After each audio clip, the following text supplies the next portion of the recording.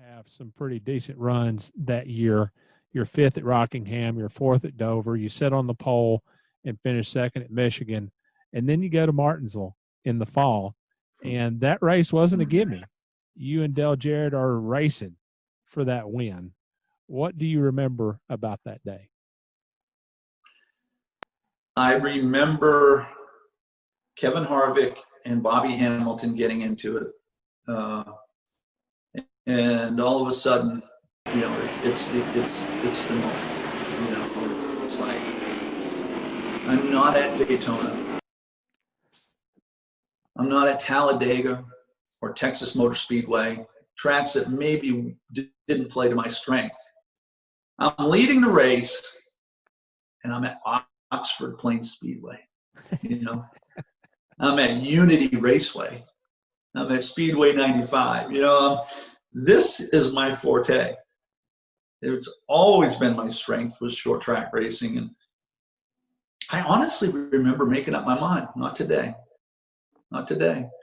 And when we went under the checkered flag, as difficult as the race was, I remember this feeling of time stood still. It really did for a moment. And there's a lot more to the day that I could just expand forever. But I'll tell you a couple of the bright spots, okay? It's the best 20 laps I ever drove in my life. Mike B made the decision to give me 2 right side tires. Dale Jarrett got 4. Dale Jarrett had won the spring race. He was one of the 2 or 3 cars to beat. But during that day, the Tide car was the car to beat. Now, why do I say that? Because we led the most laps. You know, that we were the car to beat.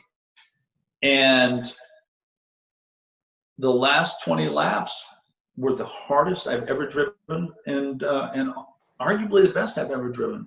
You know, I cherished the Martinsville win 10 times more than the Darlington win.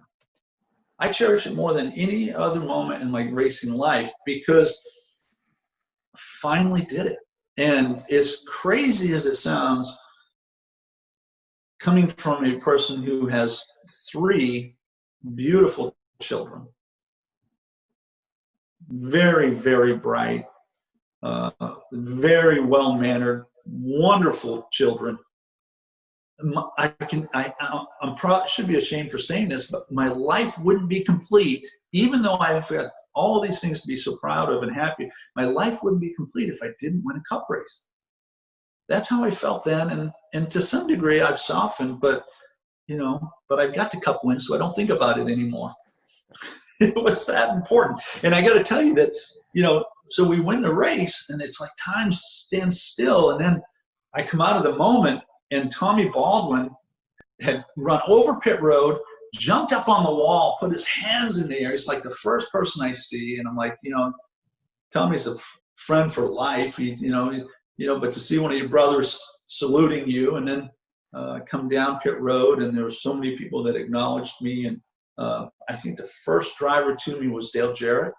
How cool is that?